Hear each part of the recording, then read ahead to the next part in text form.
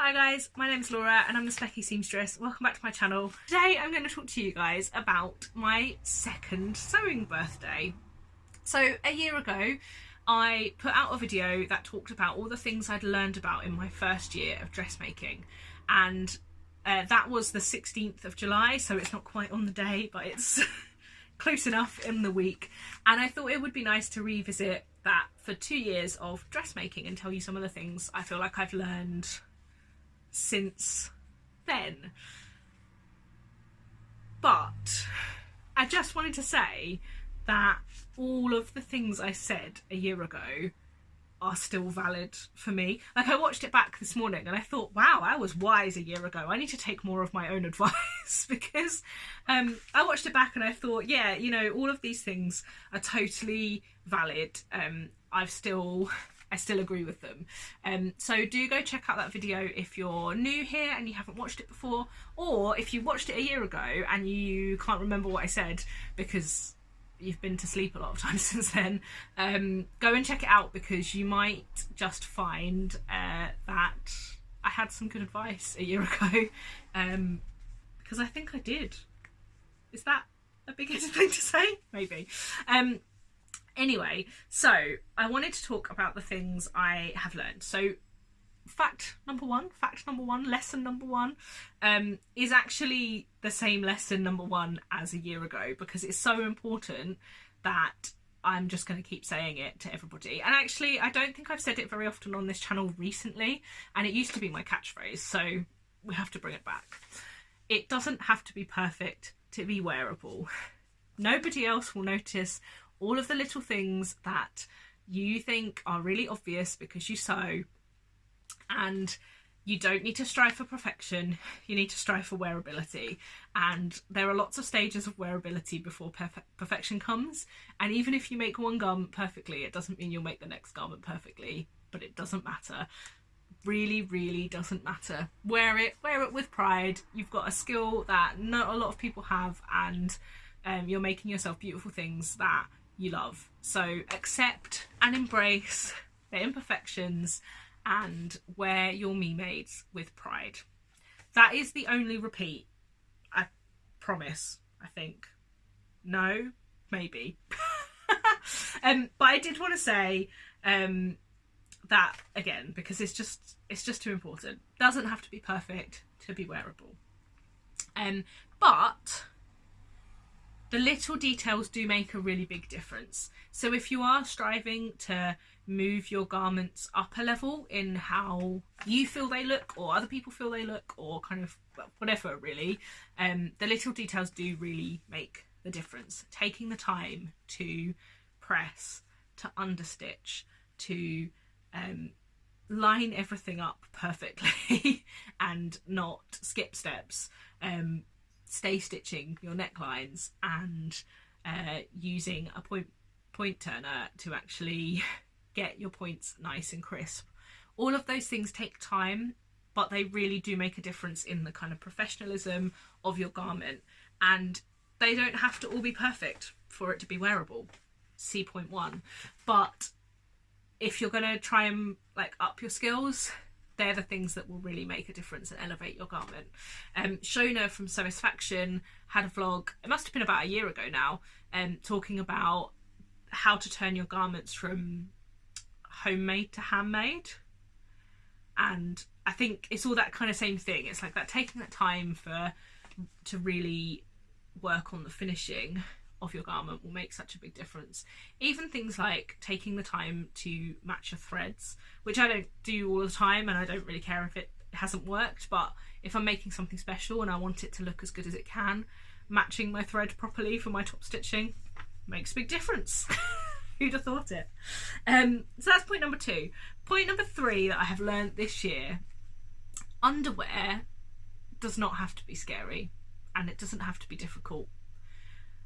It can be, just like most things. You can make a basic top, you can make a really difficult top, but actually I was really scared of trying to make underwear, but I didn't have to be. It's fantastic. It's such a satisfying thing. And don't get me wrong, I don't always do it. I've actually just bought some underwear from a I was going to say a wham, a work at home mum. Is that the right phrase? I think so.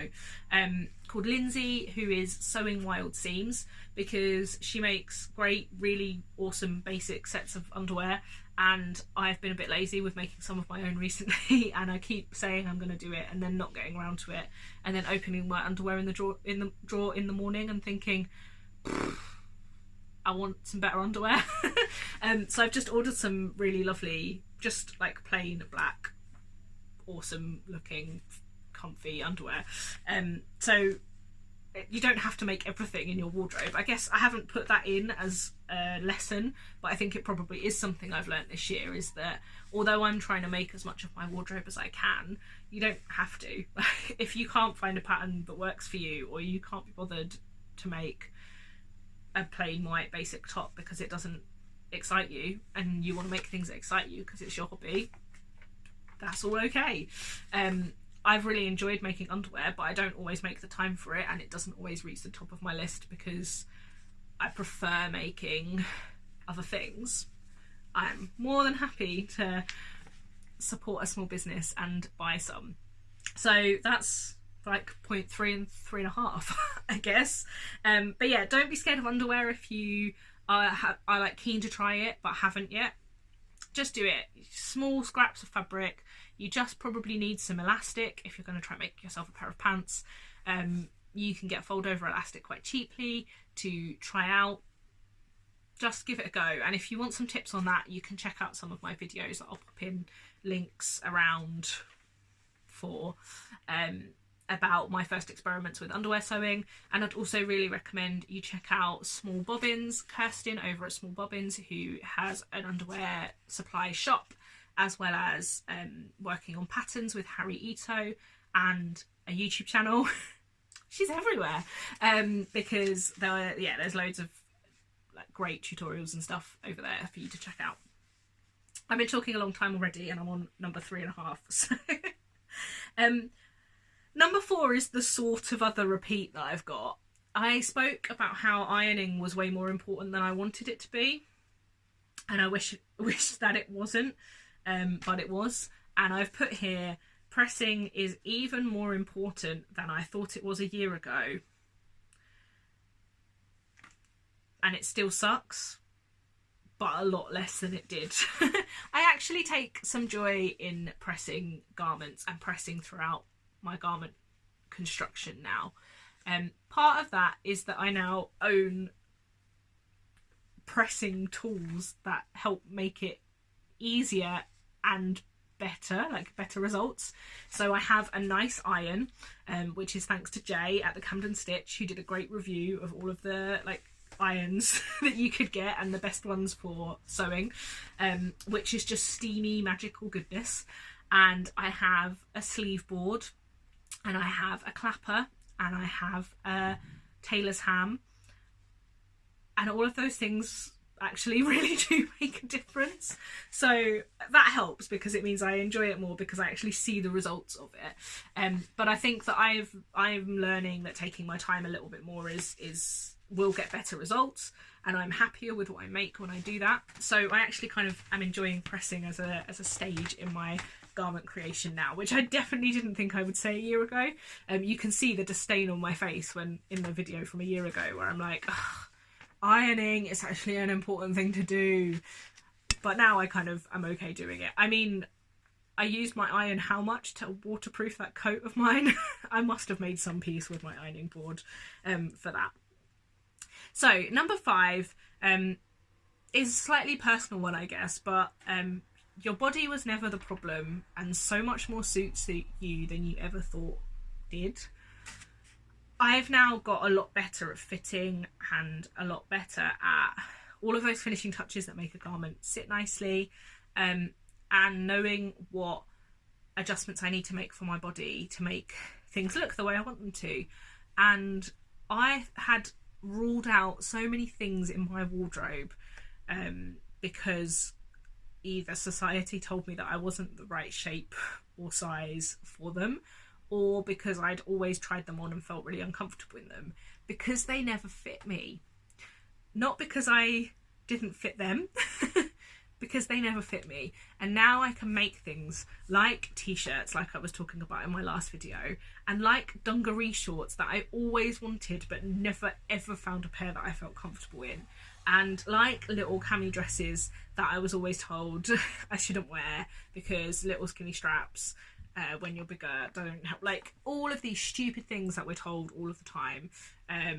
I am making so much peace with them through sewing. So it's not, point 5 isn't just that my body was never the problem and that your body is not the problem, but that I have come so far. Sewing has been such a helpful tool for me in my journey to being comfortable in my body and to wear the things that I want to, and to make my style about what makes me happy and not what I think makes other people accept my presence and appearance and being. So I keep threatening to film you a body positivity sewing vlog, and I don't think I'm in the right headspace to do that right now, but I just wanted to mention that in the last year that has been a huge journey that I've been on, and I already thought I'd been on a huge journey in the previous year, so who knows what what year number 3 is going to bring. I'm probably not going to do a video every year of this, but I just thought that there had been like such a significant change in the second year that it would be worth filming another one. Number 6, good quality fabric was good. Seems quite simple, doesn't it? The second part to that is, but it doesn't have to be expensive. Yeah. And not all expensive fabric is actually that nice. So try a lot of fabric, work out what you like. Don't just go by the price tag. Don't be snobby about cheap fabric if you know it's nice. Because sometimes it's just cheap and that's okay. So there we go. Number 7, overlockers. Not scary. My new overlocker in situ, and I love it. When I last spoke to you guys, I had not really attempted my overlocker at all, and now I use it every day and every time I sew. So not scary, just have to do it. Rip the band-aid off. That one. Number 8, repairs and scraps. Scrap management are great and suck all at the same time.